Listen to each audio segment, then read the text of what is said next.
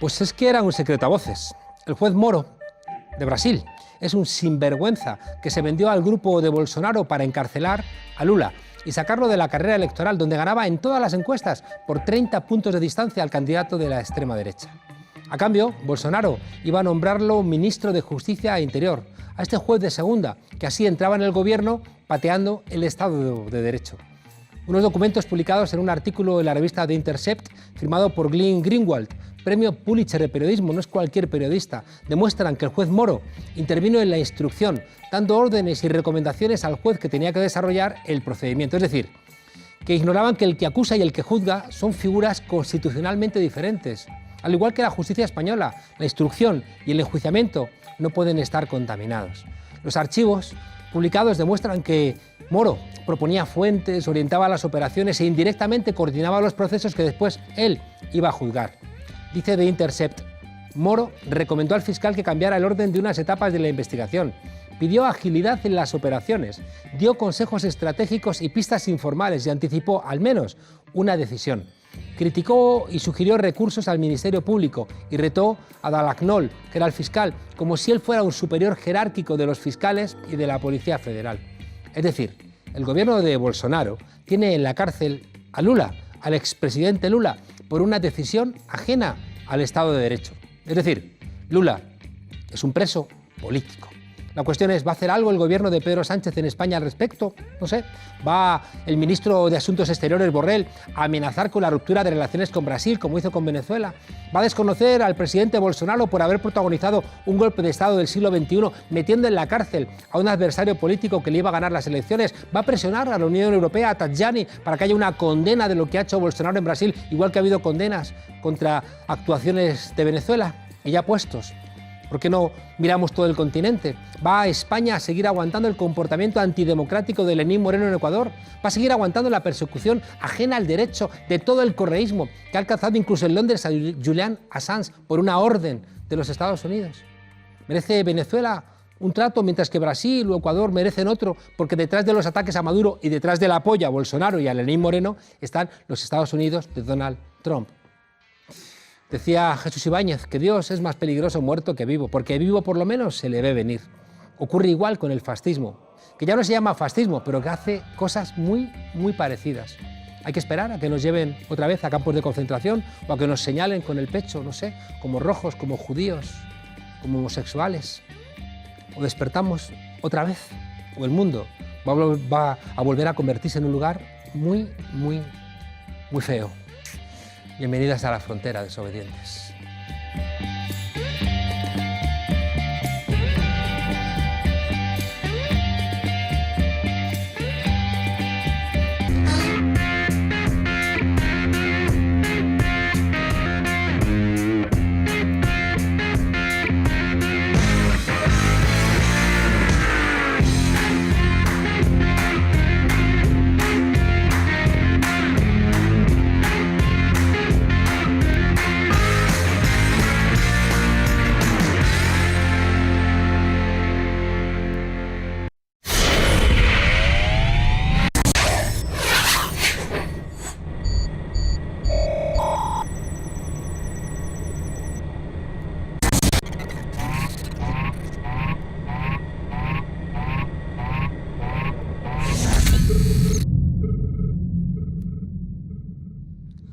Pues resulta que las cloacas del Estado son como los caminos del Señor, inescrutables. Lo mismo te llevan a una gran constructora que a un medio de comunicación, aunque es verdad que a tiempo alguien me dijo que los caminos del Señor eran inexpugnables. Yo le dije que eran inescrutables y me dijo que lo que pasaba es que yo era un listo. En fin, que una pestilente red de alcantarillado se pliega, se llena de multitud de abyectas criaturas que campan a sus anchas hasta ahora.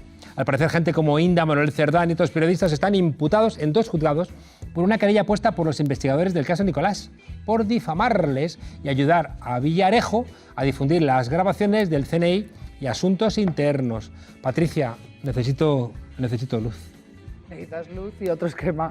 Abrimos un nuevo esquema, ¿no? Y antes de abrir luz, el otro día, te lo digo desde un precalvo, que no lo lleva mal del todo a un post-calvo que lo lleva fatal, porque si no, no hablaría del tema.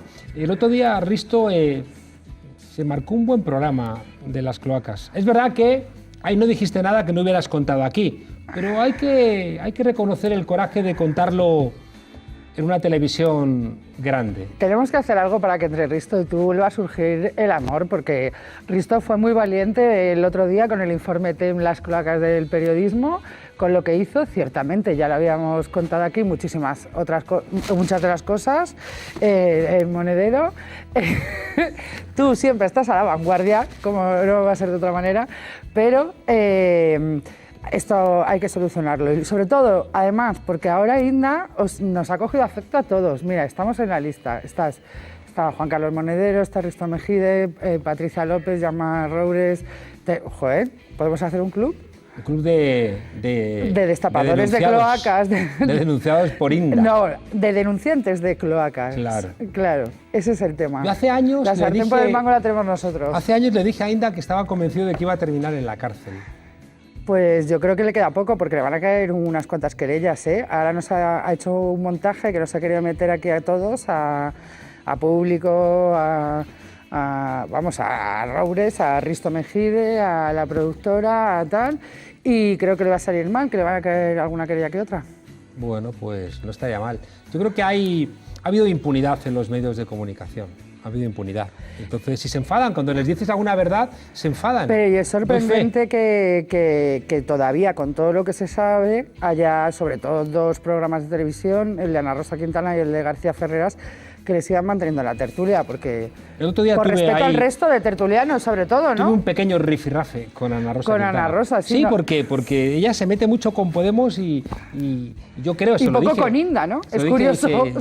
Ana Rosa, yo creo que tú das oxígeno, ¿no? Aquí pero de buen rollo, ¿eh? O sea, no... Pero yo creo que también se pueden hablar de esas cosas, ¿no? Es que si no... No solo es que se deba hablar de esas cosas, sino que yo creo que ella, por respeto al resto de sus tertulianos a ella misma, debería de quitarle, de eliminarle de su tertulia. ¿A Inda? Sí. Bueno, pues la próxima vez que vaya... Díselo de mi parte. Espero ir. Lo mismo ya te han estado después de esto. Espero ir. No creo que Ana Rosa haga esas cosas. No sé. Ya me lo cuentas. Te lo contaré. Bueno, ¿qué pasa? De que nos hemos despistado. Bueno, a ver, aquí el comisario de Asuntos Internos, Marcelino Martín Blas, y el inspector Rubén López, que son los que detienen a Nicolás. Sabes que se graba el CNI Asuntos Internos. O sea, estos dos comisarios que son buenos. Sí. Sí, son de los buenos. Son de los buenos.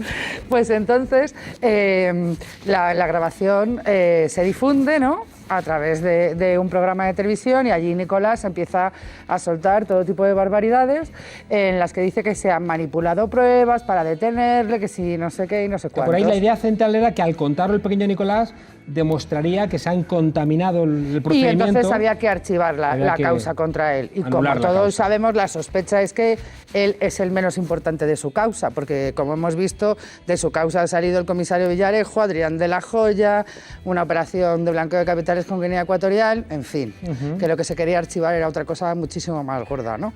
Entonces, pues a través de diversos medios de comunicación se difunde esa grabación, y también se permite que se difame la labor de unos policías que estaban... ¿Qué medios de comunicación son los que lo publican? Pues están imputados en el procedimiento. Hay algunos que te caen bien, ya te lo advierto, para que no te asustes. Está imputado Eduardo Inda, está imputado Daniel Montero, está imputada Sandra Fernández, que era directora de La Sexta Noche y de Un Tiempo Nuevo, Producciones Mandarina, está imputado Mediaset, está imputado Prensa Libre, que edita información Infolibre, y está también Manuel Rico.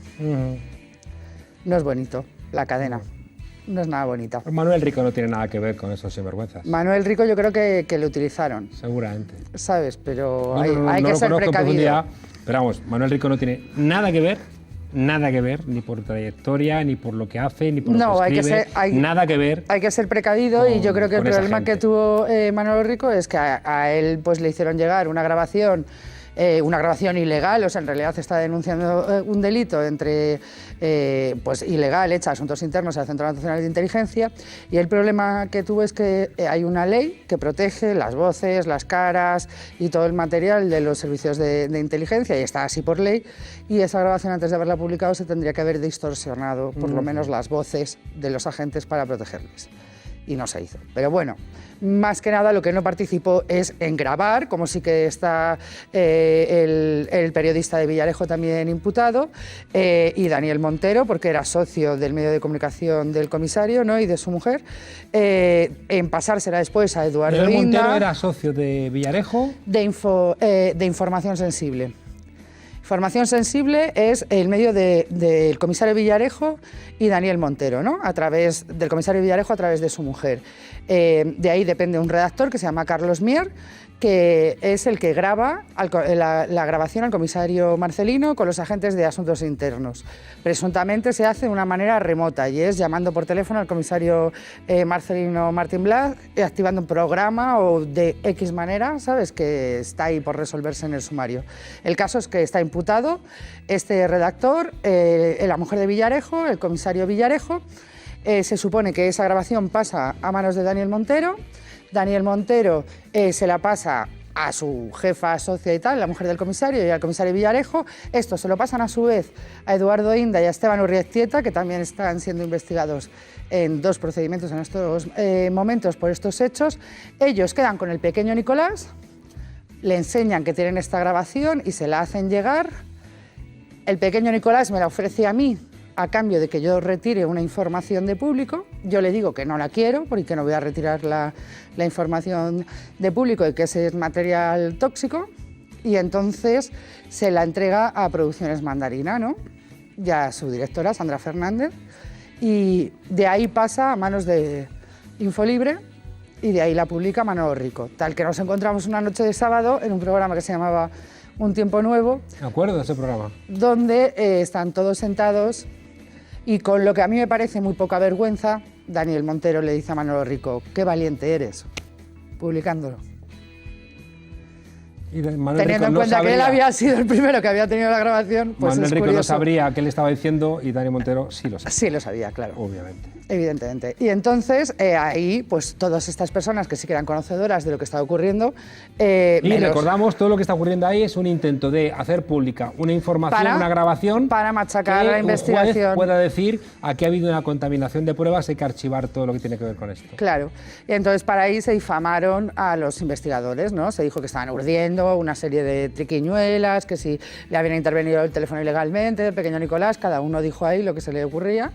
Y entonces lo que han hecho los policías en diferentes procedimientos, que llevan diferentes juzgados de instrucción de Madrid, es poner unas querellas que están admitidas a trámite, que ya llevan bastante tiempo siendo investigadas, que no se da por notificado, pues que pues se lo podemos enseñar, que existen, y que además ya ha habido interacción entre varios juzgados, porque incluso se ha pedido declaraciones del comisario Villarejo que están guardadas en otros juzgados para sumarlas a esas causas, y las ha pedido los jueces instructores, no las han pedido los abogados de las defensas, de las acusaciones ni nada, o sea que los jueces están interesados en investigar lo que pasó ahí, porque hay una línea muy fina entre el derecho de información y la obligación de informar que tenemos los periodistas y traficar con información para desprestigiar y dañar un procedimiento judicial. Oye, Patricia, hay otra cosa que tiene que ver con esto mismo, ¿no?, con intentar enredar a periodistas, que es el caso Cursach. Que lo conoces bien. Tenemos al otro lado del teléfono a Sonia Vivas. Sonia. Hola, ¿qué tal? Buenas tardes. ¿Cómo estás? ¿Cómo estáis? Muchas gracias. Oye, cuéntanos, ¿no? El público ha sacado una información que da nueva luz, ¿no?, sobre toda esta podredumbre y todas estas cloacas en Baleares. Bueno, lo que ha sacado público revela que no solamente ha habido una corrupción político-policial en las denominadas cloacas de interior, sino que también ha existido ese mismo tipo de cloaca en otros lugares, y que existe una policía patriótica que no solamente ha estado operando dentro de las cloacas de interior, sino en todos los sitios donde el Partido Popular ha tenido, bueno, pues barra libre, ¿no? Quiero insistir en que la causa Cursach se inicia por unas oposiciones presuntamente amañadas por miembros del Partido Popular para ascender en la cúpula de la Policía Local de Palma a sus amigos y a sus aliados de partido para controlar de alguna manera y todo presuntamente la policía estando y sin estar en el poder político. Vamos a escuchar alguna de estas grabaciones. No, perdó, també hi ha hagut una cosa. Li he dit, mira, si tú crees que tienes que forzar la situación para que a lo de Fernando le den el permiso, lo que tienes que hacer es coger 2 o 3 periodistas y darles 1.000 o 1.500 o 2.000 euros cada mes y que hablen que si el Mallorca le recalificaron, que si el Baleares no. Tradúcenos, ¿qué significan esto que acabamos de escuchar, Sonia? Bueno, pues significa que al parecer ha habido presiones por parte de, en este caso, el empresario Cursac en medios de comunicación para intentar, digo presuntamente, pues que las corrientes de opinión que los medios de comunicación están obligados a dar, pues con garantías, no fuera así, es decir, que hubiese cosas que no dijeran y de alguna manera pues han comprado, presuntamente, insisto, a periodistas. Esto es muy grave y vuelvo otra vez a poner sobre la mesa que no solamente ha existido esa corrupción y que no solamente hay villarejos en las cloacas de interior, sino que también ha habido policías en Baleares, concretamente en la Policía Local de Palma, que han hecho escuchas y han utilizado esas escuchas políticamente, como por ejemplo me pasó a mí en su momento, ¿no? A mí también me han perseguido, a mí también me han acosado, me han amenazado incluso de muerte y me han hecho escuchas, ¿no? Me han estado grabando también policías en activo para desprestigiarme y para hacerme daño mientras era testigo protegido de la causa Cursac. Sigue la misma similitud de la causa, de la Kitchen y de todo el resto de causas que hay abiertas ahora mismo. Siempre hay policías dentro de las cloacas y eso revela que la policía tiene que ser democratizada, pues porque a día de hoy que esto exista indica que, bueno, que siguen siendo entidades bastante opacas, ¿no? Yo como policía también quiero decir que hay muchos compañeros que me llaman y que me están diciendo que, claro, hay que abrir esto, ¿no? Hay muchos compañeros honestos que han hecho lo mismo que yo, que levantaron un día el dedo acusador y dijeron la verdad y que lo están pasando muy mal y que reclaman de alguna manera que alguna voz se escuche. Claro. Sonia, tengo aquí a mi lado a Patricia López que quiere hacerte una pregunta. Hola, Patricia. ¿Qué tal, Sonia? Bueno, eres una valiente, ya lo sabes. Gracias. Te tengo un gran respeto. Las dos sois unas valientes. Nos tenemos aquí todos mucho respeto y mucha admiración. Pero sobre todo está claro que tú hablas de este caso de la policía local, pero el tema acusar es muy grande y va más allá de la policía local. O sea, esto afecta a jueces, afecta a fiscales, afecta a Policía Nacional, afecta a Guardia Civil, afecta a periodistas. O sea, aquí lo que demuestra es que la cloaca no es un ente, no es una persona, no es Villarejo, por ejemplo, en mi caso, no es no escuchar, es un entramado que necesita varias patas para poder sobrevivir, ¿verdad? Y subsistir. Y lo que parece un problema local, en tu caso mismo también se demuestra que no lo es. Es nacional. No, o sea, está clarísimo que es estructural y que, bueno, así como en vuestro caso en Madrid habláis de las cloacas de interior, yo quiero poner de relieve que también las policías locales y las policías que no son fuerzas y cuerpos de seguridad del Estado, al firmar una plaza fija y estar siempre en un mismo territorio, la corrupción es mucho peor y mucho más difícil de erradicar porque faltan mecanismos internos para democratizar y abrir eso. Quiero recordar, por ejemplo, la operación Enredadera, donde muchos jefes de policía local acabaron imputados, detenidos y en prisión, ¿no? Entonces, si siempre hay policías que son los que tienen que velar por señalar, como digo, el dedo acusador, ¿no? y hacer lo que la ley dice, que es señalar la corrupción, si siempre hay policías es por algo, ¿no? Entonces hay que abrir eso y claro que sí, están los políticos, están los empresarios, están los medios de comunicación que todos estamos viendo, como también de alguna manera Tolo Cursac, en un audio que ha sacado público también, decía, bueno, es que tu hijo es muy joven, la vida es muy larga y le pueden dar una cornada, ¿no? Esto es una vergüenza, esto no se puede consentir, no puede existir en una democracia esto que suceda tan alegremente y bueno, y yo sé, Patricia, que tú como yo pues también tienes miedo, pero el miedo está para superarlo, el miedo está para dejarlo atrás y el miedo está para convertirlo en la transformación de algo, ¿no? Claro que tengo miedo yo también, porque esto es muy gordo y hay gente implicada con muchísimo poder, pero vamos, alguien tiene que hacerlo. Bueno, Sonia, aquí sabes que estamos atentos y creo que va a cambiar el gobierno de nuestro país y creo que todas estas cosas, por lo menos, van a perder impunidad. Y vamos a ponerles voz. Y yo creo que se está pasando una época. Creo que todos estos empresarios que tenían impunidad con jueces corruptos, con unos medios de comunicación corruptos, ¿no? Con comisarios corruptos, con periodistas corruptos, creo que les quedan 2 telediarios. Como te decía, Patricia, gracias por tu valentía y un fuerte abrazo. Muchísimas gracias y quiero reivindicar la voz de todos los compañeros de policía honestos que todos los días hacen que esto pase, porque la causa Cursach es una causa creada e impulsada desde dentro de la policía por policías honestos. Por supuesto, todo nuestro apoyo y solidaridad a los policías también honestos, que son la mayoría. Muchas gracias, Sonia. Muchísimas gracias a vosotros, un abrazo fuerte. Hasta pronto. Patricia, un detalle terrible, ¿eh? Terrible de acusar. Un detalle quería aclararte del tema este que hablábamos antes.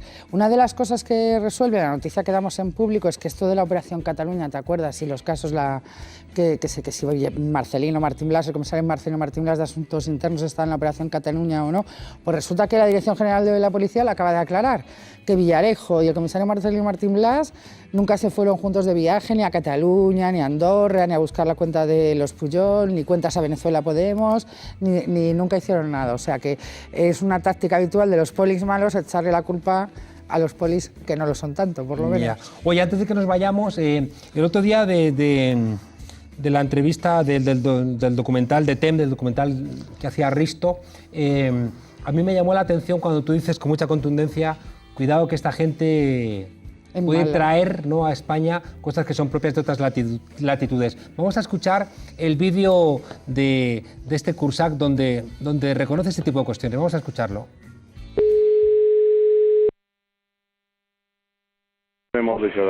Sí? Hola, Toni, com va? Bon dia, som en todo Cursach. Hombre, don todo Cursach, ¿cómo estás? Va bé, hombre. Bé, hombre. Bé, i tu? Va bé. Comptes de bo. Bueno, te volia cridar per una cosa, perquè tu i jo sempre hem tingut una amistat i sempre crec que mos hem duit molt bé i m'ha molestat moltíssim les declaracions aquestes que ha fet el teu fill. Me pareix que són molt desafortunades en el diari de Mallorca d'ahir. Xerrant de jo i xerrant bastant malament. Aquí me pareix que s'ha passat tres pobles. Ara, és molt jove i qualque vegada mos trobarem, Toni, i aquestes coses no s'olviden.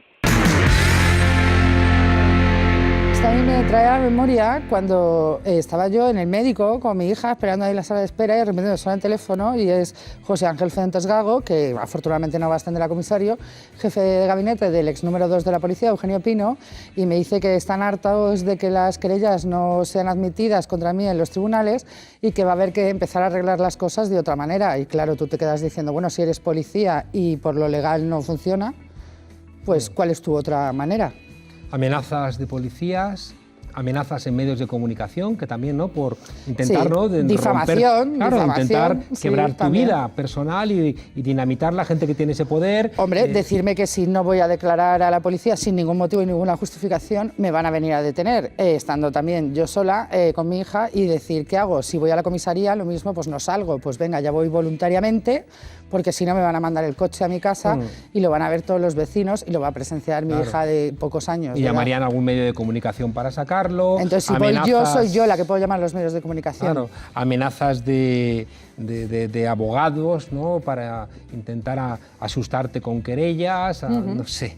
Amenazas de todo tipo, amenazas y más amenazas. Vaya democracia que tenemos. Y sobre todo la utilización de recursos públicos para difamar y hacer montajes contra personas que lo que están haciendo es un trabajo democrático, porque mi trabajo es informar de la basura que hay o había en el Ministerio del Interior. Así es, desobedientes. Hay periodistas basura y hay periodistas valientes. Y aquí tenemos a una de ellas. Y tú, Lolo, entre todo ese abanico que tienes de venenos, ponnos aquel que nos vacune frente a toda esta podredumbre. Queremos que haya una alternativa liderada por el Partido Popular que nunca va a pactar con independentistas, ni con los comunistas de Podemos, ni con los batasunos de Otegi, amigos del terrorista de Terra Llure. Son unos autoritarios.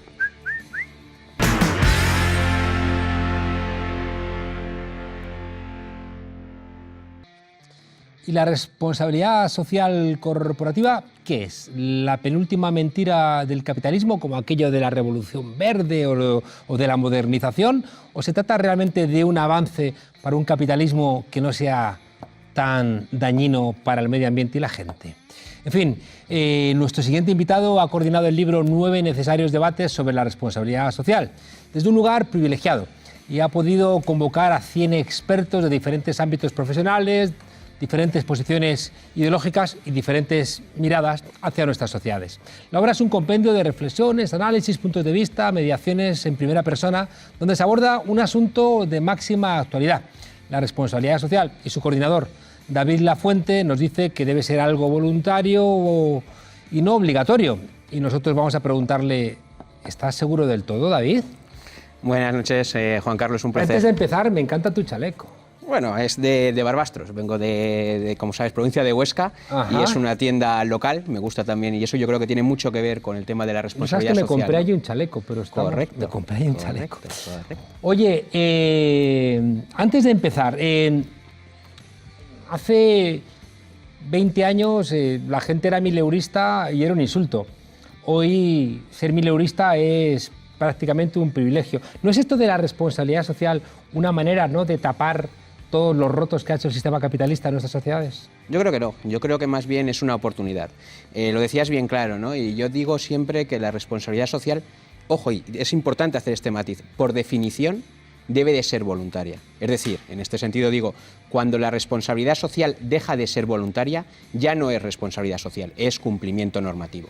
Evidentemente, gracias a los avances de nuestras sociedades, el modelo capitalista, que desde luego pues tiene sus imperfecciones, pero yo creo que conforme vamos avanzando, hay cuestiones que hoy en día son vistas de una manera afable, pero que gracias al avance de nuestra sociedad se convierten en algo obligatorio. ¿Cómo se configura, cómo se conjuga que la pérdida de derechos laborales, el empeoramiento de las condiciones salariales, el empeoramiento de las condiciones medioambientales por el efecto, ¿no?, del propio sistema capitalista, coincide, qué curioso, ¿no?, con el auge de la responsabilidad social de las empresas? Sí, ahora yo creo que cada vez es más normal hablar de responsabilidad social. Yo creo que también lo decía, ¿no? Lo digo, al coincidir con esos destrozos del modelo capitalista, no es una manera de... Yo creo que más bien lo contrario, ¿no? Yo es que creo que si precisamente sin responsabilidad social, estos modelos democráticos, estos modelos de economía de mercado más o menos agresivas, sin duda estaría en un verdadero riesgo. Es decir, no podemos olvidar que nuestro modelo de economía de mercado, estemos más o menos de acuerdo con este modelo, es el modelo que tenemos, y si no tiene la responsabilidad social como un eje vertebrador, yo creo que nuestra realidad sería muy diferente. Pues déjame ponerte un ejemplo. Coca-Cola. Coca-Cola resulta que gasta muchísimo dinero en responsabilidad social corporativa o de empresa, y al mismo tiempo va y cierra la fábrica de Fuenlabrada, dejando a esos trabajadores fuera. Los tribunales le dan la razón a los trabajadores y ellos insisten, pero eso sí, siguen gastándose muchísimo dinero en publicidad, hablándonos de la chispa de la vida, y en responsabilidad social. Pero lo que tienen que hacer, que es derechos laborales y respetar a los trabajadores y trabajadoras, si te he visto no me acuerdo. Pues mira, yo digo que además la responsabilidad social, si tiene, yo la defino como un templo griego, ¿no? Y digo que en el basamento de esa responsabilidad social está precisamente el respeto de los derechos humanos y de los derechos laborales. Sin ese respeto de los derechos laborales y de los derechos humanos es imposible responsabilidad social. El caso que comentas de Coca-Cola es el de Coca-Cola y es el de otras muchas empresas. Evidentemente hay quien considera que la responsabilidad social puede ser un blanqueamiento del capitalismo, pero yo creo que más bien todo lo contrario. Sobre todo es todo lo contrario cuando las empresas muchas veces se ven cuasi obligadas por la situación concreta en la que se encuentran a hacer despidos. Evidentemente eso no caracteriza, que evidentemente no posibilita que tú puedas hacer despidos improcedentes, ¿no? Pero sí que es verdad que, bueno, por otro lado existe la realidad de una empresa, pero por otro lado está contrastada por determinadas acciones voluntarias en materia de, lo has dicho bien, ¿no?, en materia medioambiental, en materia de transparencia fundamental, la responsabilidad social hoy en día, con el concepto de transparencia, con el concepto de buen gobierno, y también, evidentemente, a la vanguardia o posibilitando avances en materias de igualdad entre mujeres y hombres, o también para la inclusión de personas con discapacidad. Veo una contradicción porque el sistema capitalista tiene como su metabolismo la búsqueda de beneficio que se actualiza en el mercado, ¿no? Y se basa en la propiedad privada y en la compra de la fuerza de trabajo de seres humanos, a los cuales no se les paga el precio íntegro de su trabajo, sino que, como nos explicó el bono de Marx, hay un elemento que es la plusvalía y es lo que hace que todas las sociedades capitalistas tengan una capacidad de desarrollo brutal, como lo explicaba Marx en el manifiesto, porque el látigo del mercado es brutal para generar desarrollo tecnológico y esa idea de progreso, aunque también tiene costos terribles, ¿no? En términos de destrozo medioambiental y en términos como decía Cal Polanyi, de echar en el molino satánico del mercado a muchos seres humanos. Entonces, claro, si las sociedades capitalistas son intrínsecamente injustas, porque hay gente que se queda con el trabajo de los demás, intentar generar una responsabilidad social corporativa no deberá ser aplicar socialismo en vez de responsabilidad social corporativa. Yo creo que al final es marcar líneas rojas. Es decir, yo creo que nuestros modelos de economía de mezclado, el modelo, ¿no? que evidentemente denostaba Karl Marx en el manifiesto anticomunista, en el manifiesto comunista. ¿Qué estarías tú pensando para decir el manifiesto anticomunista? ¿En qué estaría pensando? Al final, yo creo que la responsabilidad social es marcar esas líneas rojas, ¿no? Cuestiones en las cuales no es posible ir atrás, ¿no? Pensemos, ¿no? Has hablado de las empresas españolas, de las multinacionales españolas.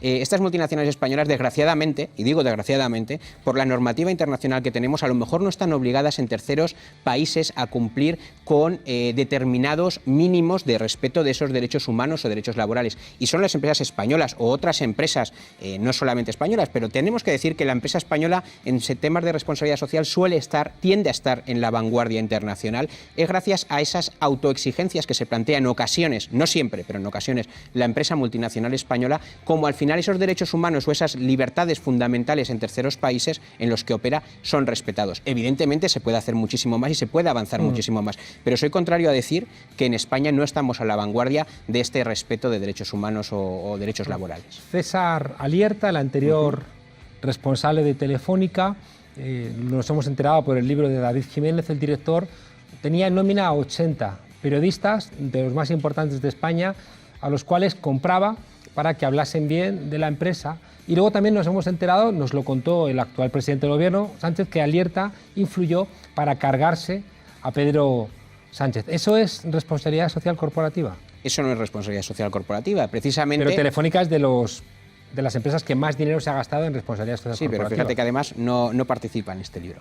Evidentemente, eso para mí no es responsabilidad social, no es responsabilidad social para nadie, y tenemos que pensar más bien en cómo contrarrestamos, ¿no? ¿Cómo se soluciona eso? Pues eso se soluciona con una de las tres principales patas de la responsabilidad social, que no es otra que la transparencia, ¿no? Señores, luz y taquígrafos, y yo creo que ahí los medios de comunicación, y medios de comunicación como en el que estamos esta noche, yo creo que tenéis un papel fundamental en denuncia y en sacar a la luz, ¿no?, cuestiones que a lo mejor de otro modo estarían ocultas. Yo creo que esta sociedad del siglo XXI lo que nos permite es estar completamente conectados, hay nuevas tecnologías, hay muchas redes de comunicación, hay muchísima información, hay que tener cuidado, evidentemente, con las fake news, con las noticias falsas, que desgraciadamente nos traen muchas malas noticias, pero yo creo que es precisamente esa transparencia, o con esa transparencia por la que apuesta la responsabilidad social, como muchos de estos problemas se lograrían evitar. Por fortuna, la actual presidencia de Telefónica es mucho más decente que la de César Alierta, para el bien de España, de los trabajadores de Telefónica y que creo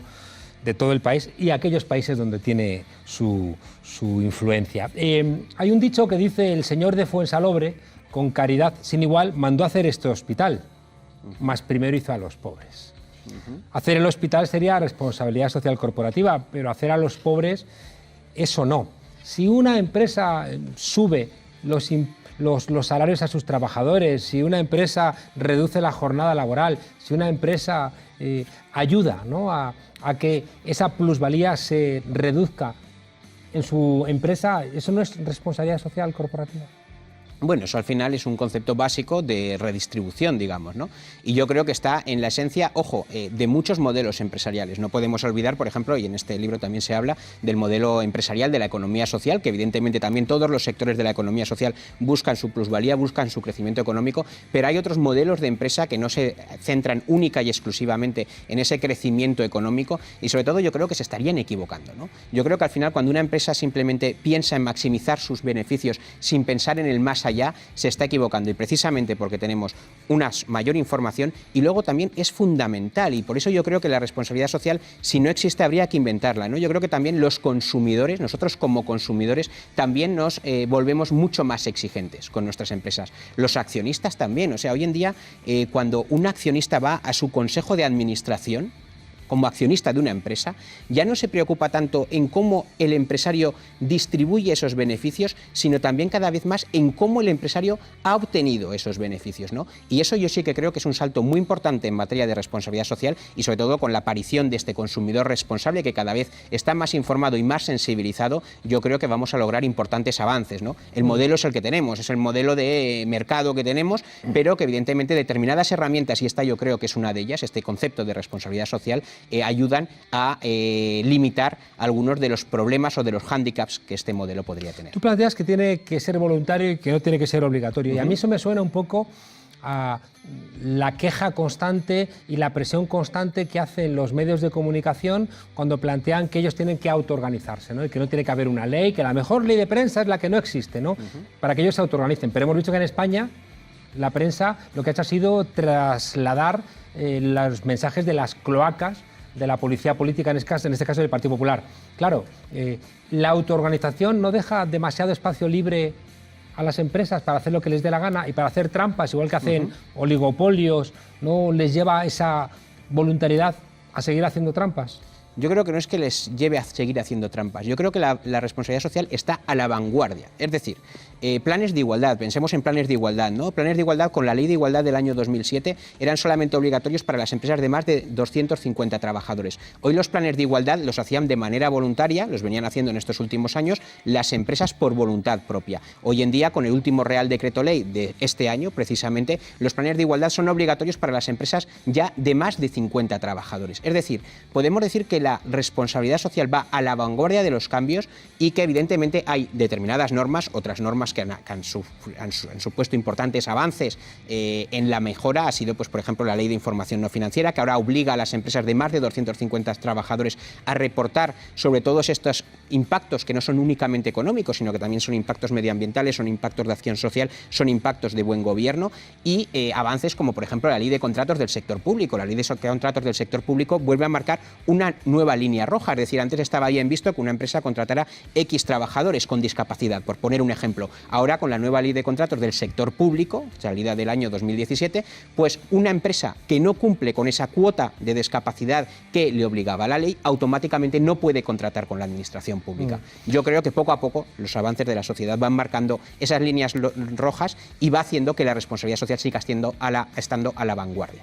Pues que entonces, en el caso de España, la discusión que ha habido con Amancio Ortega, ¿no? Es decir, que algunos decíamos, si Amancio Ortega quiere regalar su dinero, nos parece excelente que lo regale, ¿no? Pero lo que nos gustaría es que pagase los impuestos que corresponden.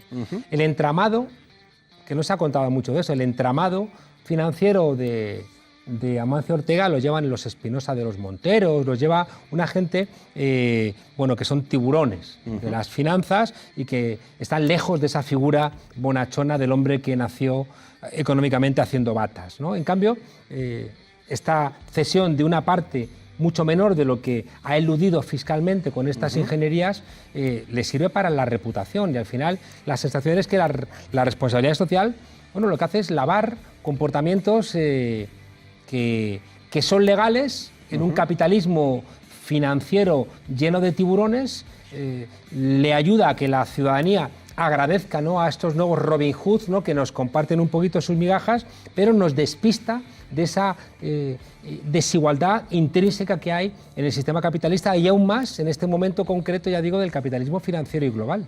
Yo creo que es fundamental no confundir responsabilidad social con buenismo, ¿no? Que era lo que además tradicionalmente se ha venido confundiendo, ¿no? Parecía además que la responsabilidad social simplemente era, bueno, pues yo tengo unos beneficios, tengo una empresa que me ha ido bien, voy a destinar X dinero a la población más necesitada. Yo creo que es fundamental no confundirlo. Evidentemente, en materia fiscal hace falta avanzar muchísimo y ahí va la normativa europea. Vamos a tener un proyecto, ya estamos en un proyecto de directiva que va a avanzar mucho en esa dirección y donde las empresas tienen que tributar. Y aquí es importante, ¿no? No sé cuál es la situación concreta porque no la he examinado del grupo Inditex, pero me acuerdo que hace poco teníamos una reunión con el concepto precisamente de empresas y derechos humanos, que es una iniciativa de Naciones Unidas, y estábamos analizando el caso concreto del Perú, ¿no? En el Perú, claro, nos estaban haciendo la crítica precisamente de lo mismo, ¿no? Es que hay empresas españolas que vienen a operar aquí al Perú y no están tributando aquí en Perú, ¿no?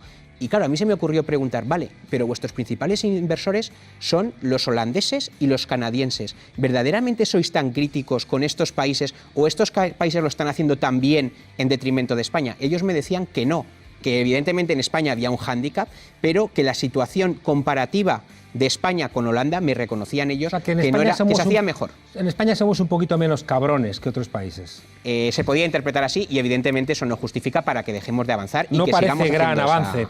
Tú has dicho, tomando una frase de Ramón Jáuregui, nos quedan 2 minutos, que la responsabilidad social no es ni de derechas ni de izquierdas. Yo creo que no es ni de derechas ni de izquierdas, yo creo que es Eso un parece concepto... una frase de Ciudadanos.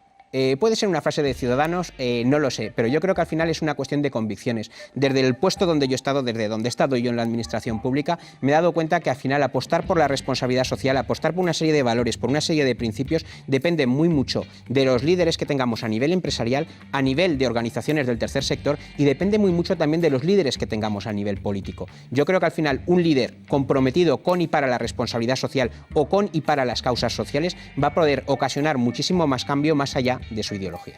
Se han cambiado el nombre. Antes era responsabilidad social corporativa, ahora es responsabilidad social empresarial y tú quieres dejarlo en responsabilidad social. Correcto. Eso no es una trampa de decir, no hablar de las corporaciones que suena mal con todo el daño que han hecho durante los 80s y los 90s y ahora ni siquiera hablar de empresas. Al final vamos a hablar de responsabilidad social de los emprendedores, ¿no? Que parece poco menos que un cuento de Walt Disney. No, yo creo que la responsabilidad social es un elemento de 360 grados y o todos contribuimos... ¿Cuántos grados? 360. O sea, volver al mismo sitio.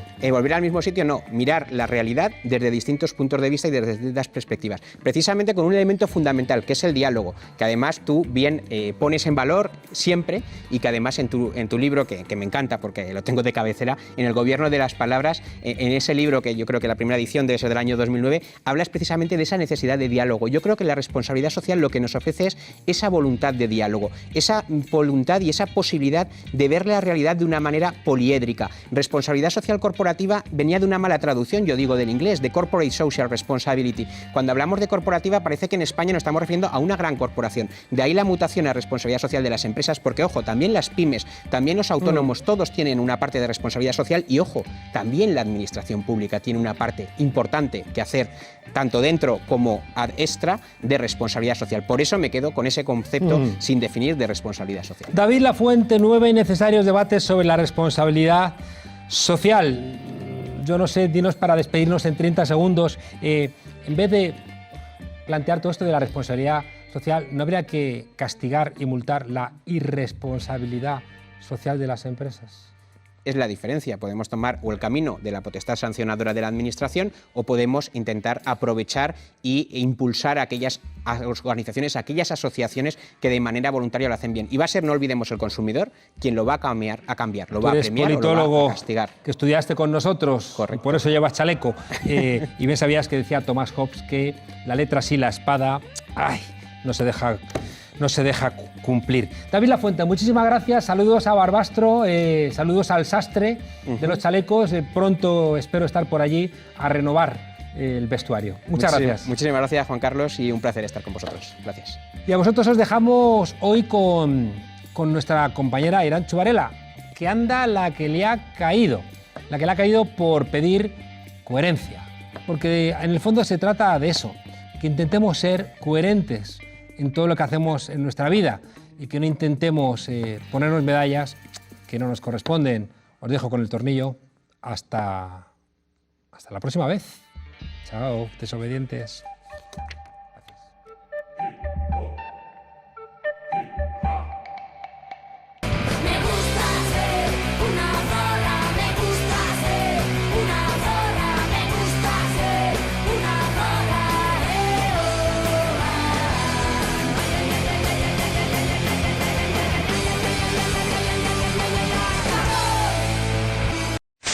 Bienvenidas al Tornillo, el microespacio feminista en la frontera. Soy la villana Varela y hoy vamos a hablar del pinkwashing. Pinkwashing.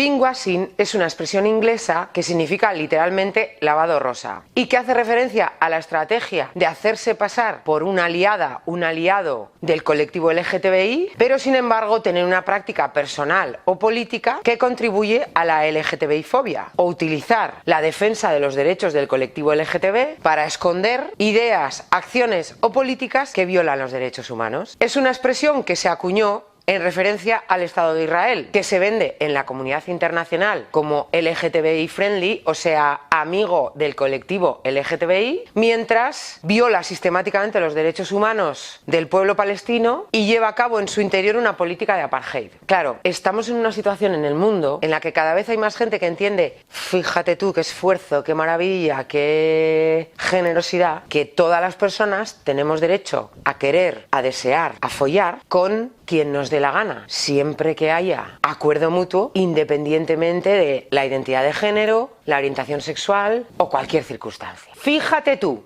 incluso, óyeme bien, incluso fuera de la opción heterosexual. ¿Esto por qué es? Porque la gente está espabilando, se le están abriendo los ojos, le están dando epifanías LGTBI friendly.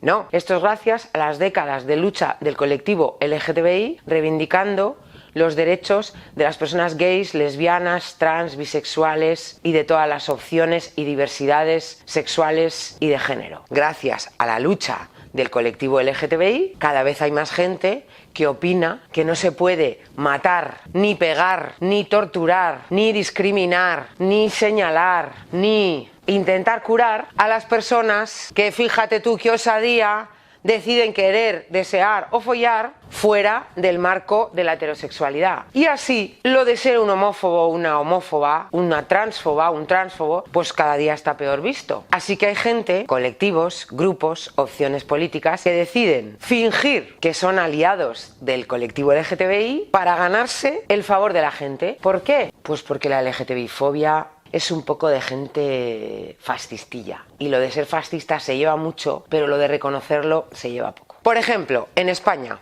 hay un partido que dentro de su ideario tiene propuestas abiertamente LGTBI-fóbicas. Derogar la ley contra la LGTBI-fobia, permitir las terapias de curación para personas homosexuales y trans, y se están planteando hasta prohibir la celebración del orgullo LGTBI. Luego hay otras opciones políticas que, sin tener propuestas tan claramente LGTBI-fóbicas, tienen algunas que demuestran que no se atreven a tener un discurso abiertamente contrario a la libertad de las personas LGTBI, pero que cuando les toca hacer políticas demuestran que su ideario va contra el colectivo. Por ejemplo, como hizo el Partido Popular presentando un recurso al Tribunal Constitucional contra el matrimonio igualitario, o como hizo hace un mes, en mayo de 2019, el Partido Popular Vasco, siendo el único en abstenerse en una proposición de ley para que las personas trans puedan recibir tratamiento sin ser patologizadas. Que luego esta gente se pone la banderita del arco iris y dicen el amor es libre. Claro,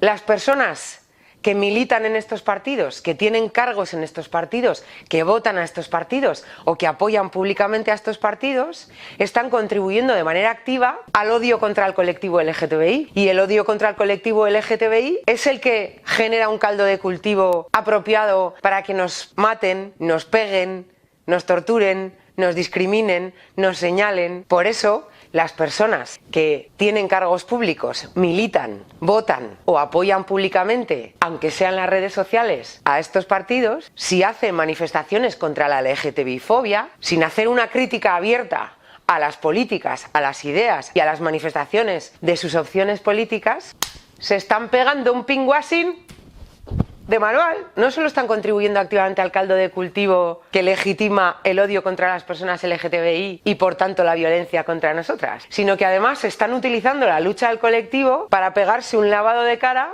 y así dar a entender que ya estamos en una situación de normalidad, que ya todo el mundo puede querer, desear y follar a quien le dé la gana, que no le va a pasar nada. Y eso, todas las personas que queremos, deseamos y follamos al margen de la heteronorma, sabemos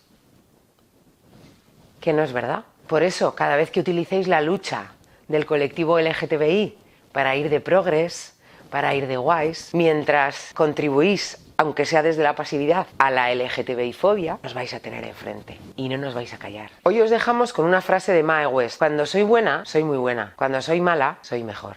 Hasta la próxima vez que nos dejen salir.